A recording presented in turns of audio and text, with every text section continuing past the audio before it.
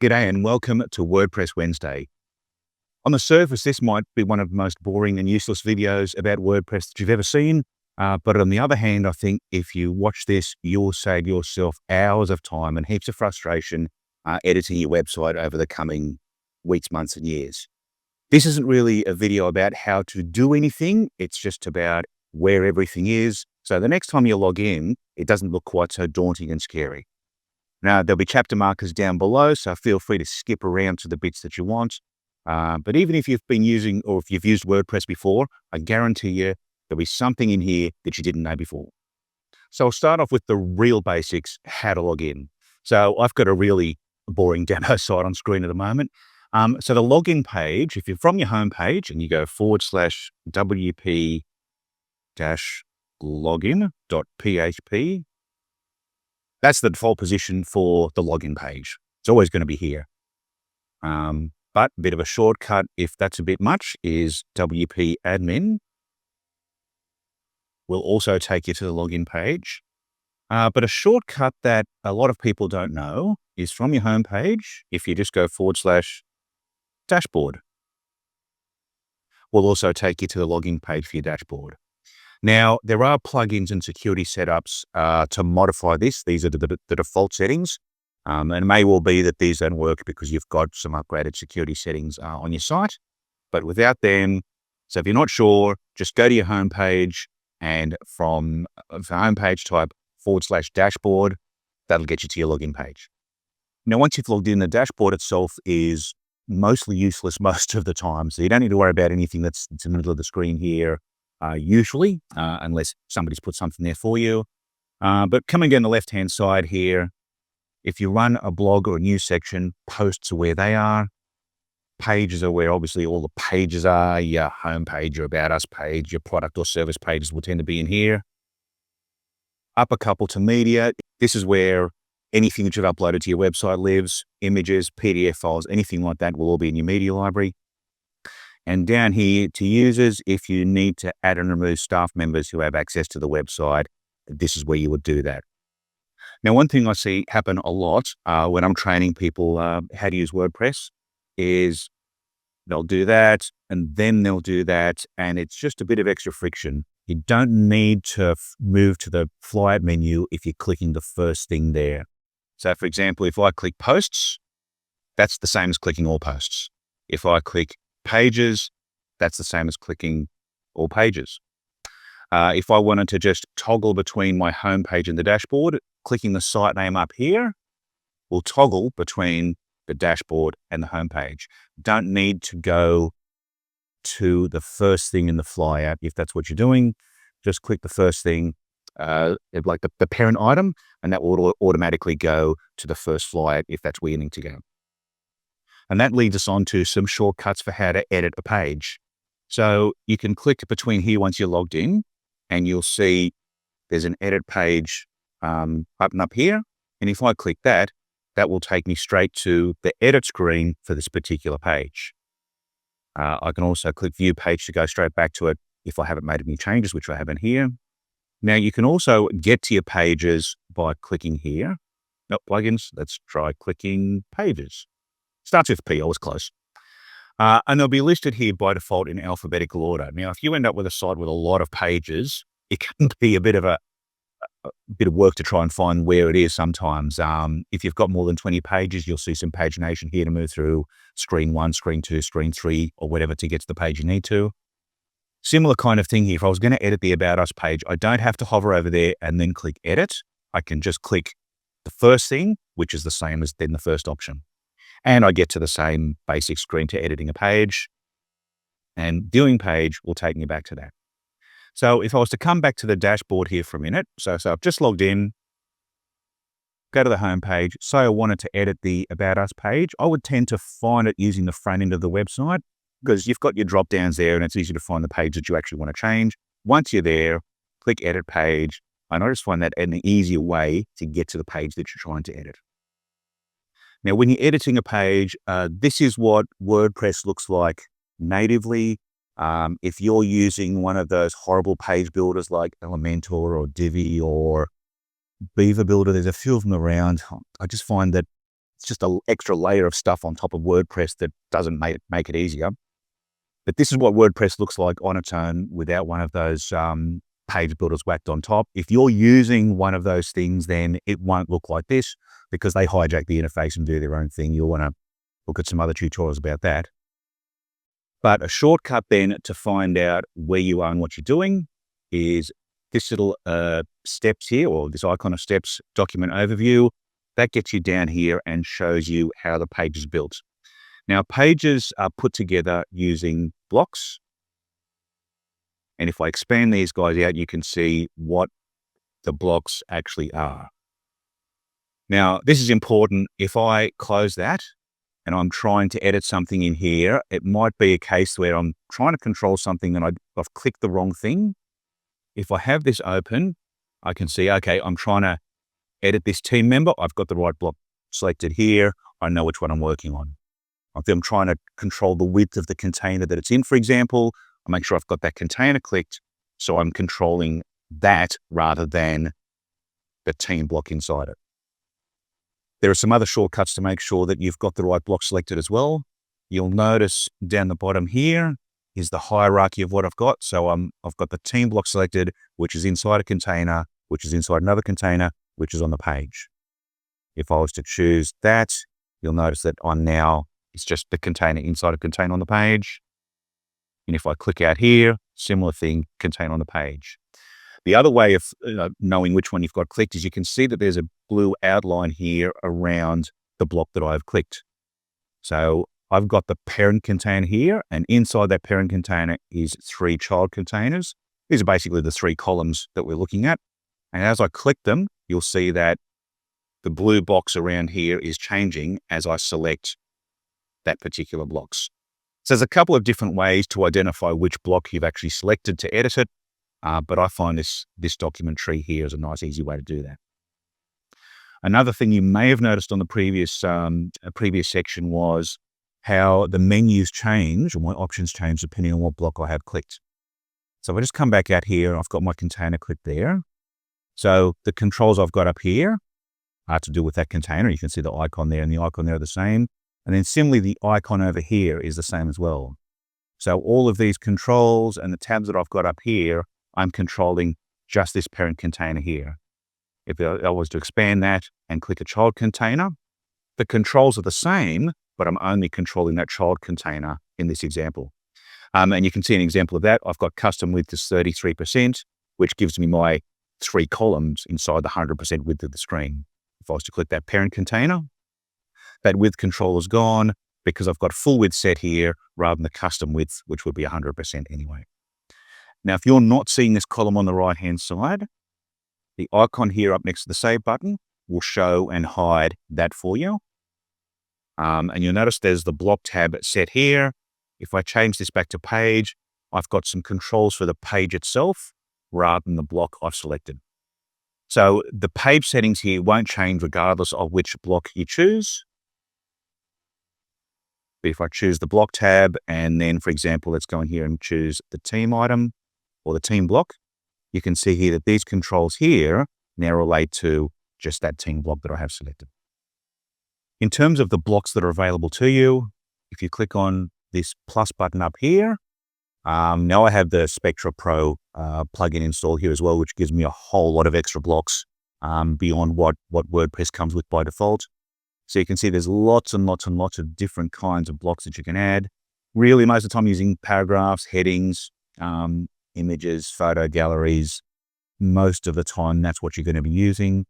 I do tend to put things inside of containers most of the time, which makes it easy to control the width of things. And if I've got columns, containers is how I would use to lay out columns or those sorts of layouts. But this will change depending on what block plugins you have installed. There's a few different ways to get a block onto your page if you're trying to add something new.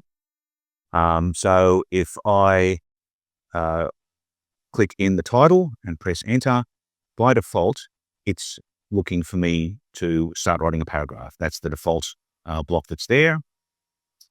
But if I know what I'm looking for, I can type / and it gives the instruction there, type / to choose a block.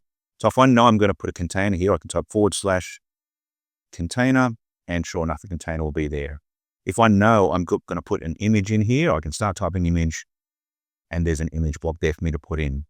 So if you know what's going to happen, I find that shortcut pretty simple. If you're not sure though, and don't know what you're after, let's find, I'll just put this image in here. So I can click that and drag that and drop it there. And then it'll ask me to upload a picture or choose one from the library. I'm going to click that and delete that because I don't want that there. The other thing you can do is if you hover over a block, for example, or I've selected it here rather than hovering over it, that will give me these 3 dots here. I can either add something before it or something after it. If I add before, that will give me, to start off with, a paragraph there, but I can choose a block from here and drag it in, or if I know what's going to happen, I can type / and start typing the block that I'm looking for. Now that ability to add something before and after also appears here. So if I choose that container, from the drop down there, I can add something before or after it and insert it where I want to go. If you get it out of order, it doesn't really matter because I've got these buttons here to move containers up and down, or I can just expand that and drag it around. So I wanted that paragraph actually in here. I'll put something in here so we can make sure we identify it. I'm going to click that and just drag it down and make sure that it's indented, it's inside that container under the team, let it go there, and I've just moved that container to where I want it to go on the page.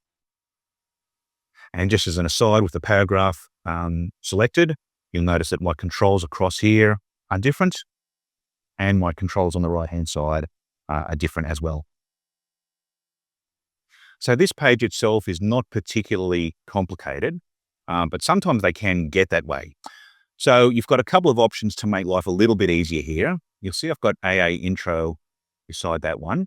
So to get that sort of label at the side, with that container selected, I've gone to advanced, scroll down, expanded advanced there, and I've got HTML anchor AA-intro. So that identifies that particular block, that particular element on the page. That also gives me a trick where if I wanted to link to something down here, let's just try that, for example. I'm going to call this, I'll just call it test because I can't think of a better name right now. So you'll see that it's got that test there. But one thing I can do, I'm just going to save this page now and click view page.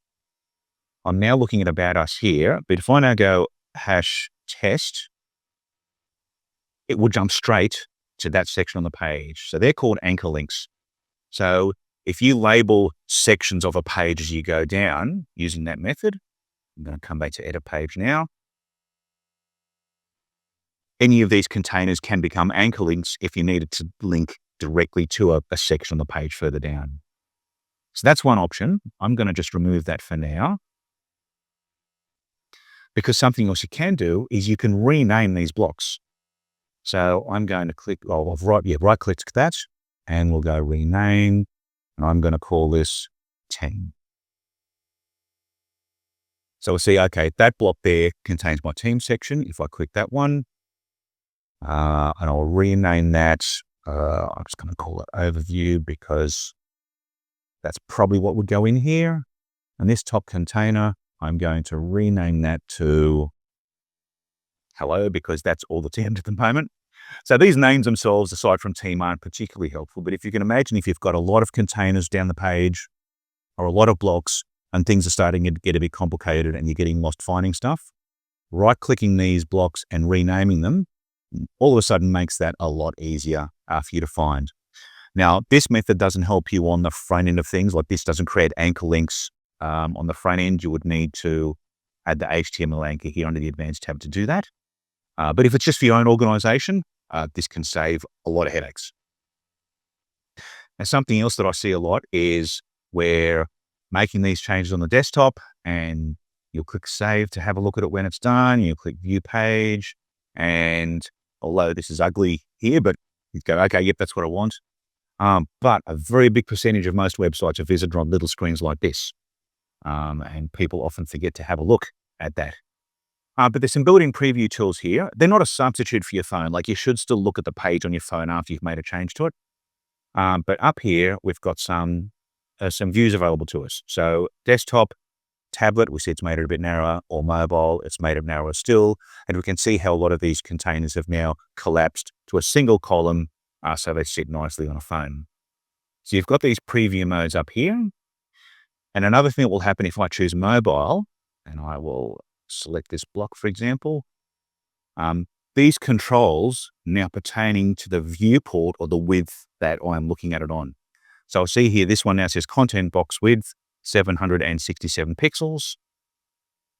If I was to change that to desktop, the setting's different. It's 1200 pixels wide. It's more of a desktop width. So if you needed to change the size of your font on a phone for a particular thing, or if you needed to change something on a phone independently of how it looks on your desktop, changing these preview modes here, for most blocks that we're playing with, will change these settings as well. They have their own breakpoints for their own settings for their own breakpoints. And if you just want to have a quick look at the page before you've saved it, that's what this preview button here does. Now this will launch it in a new tab. So just be mindful, if you start previewing things, it is opening it in a new tab, but you can have a look at what you've just done before you've clicked save, and then close that tab to get back to where you were.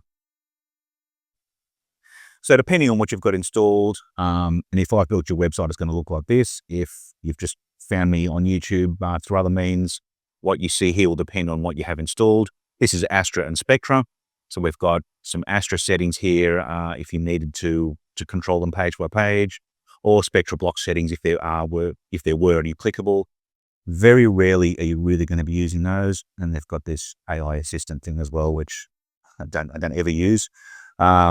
But that's the button that you want to be toggling most of the time. These are the settings that you will tend to use most of the time if you need to change something from the default way it lands on the page. All right, there are loads of very specific things that we could dive into here, but that's going to vary depending on the blocks that are being used and how your site's looking. So I'm going to move on to the media library now.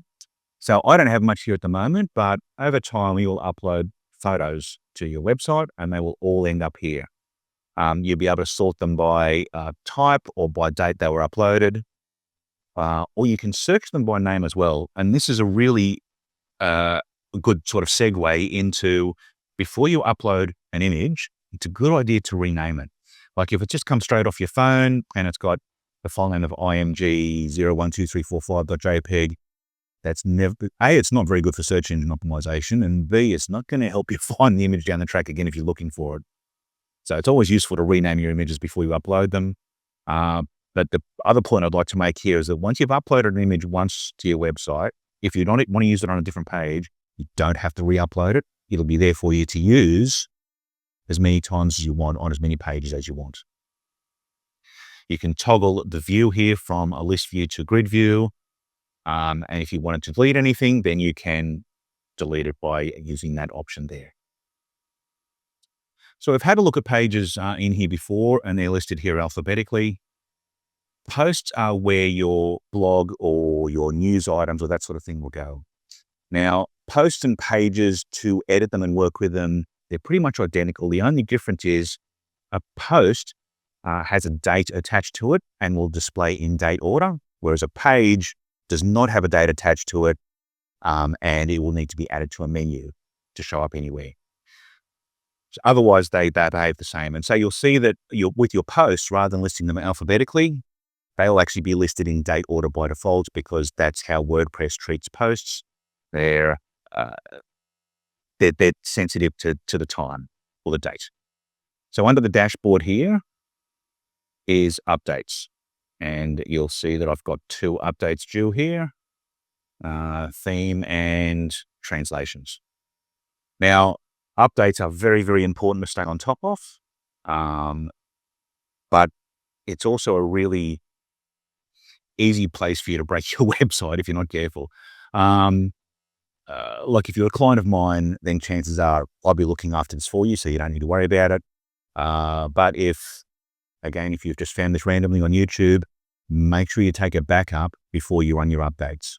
The other thing I've seen happen from time to time is if you've got a long list of plugin updates here and you try and update that long list at once, depending on the server you're on too, that can actually cause a server to time out and you start getting 503 or 504 errors or something like that. So test it out on the server you're on. If there's a lot of plugins there due to be need to be updated, maybe do 5 at a time or something like that, just to make sure that nothing goes awry. But always, always, always make sure you do a backup before you do your updates, because there's plenty of times that we've experienced them failing. I mentioned earlier that posts appear in date order and pages that aren't time sensitive and they need to be put in a menu somewhere to show up. So the menus are under appearance and menus. There's probably not much else under the appearance section would ordinarily need to be touching too often. But you can see here is my main menu. And if I've added a new page, it will probably here, or I click view all or search for if I know what I'm looking for. But to add a new page, I would just choose the page, add to menu, and there it is. And then I can then put it where I want to put it. If it's like that, then it'll be a drop down under news, which of course I'm not going to do. I'll remove that. Couple of quick tips about that. Make sure that you choose the right menu to start off with, because it's not unusual to have more than one menu on the site. And of course, once you've done, you do need to click Save Item to make the change. So that's the high-level overview of where things are in WordPress, where to go looking for the things that you might need on a day-to-day basis.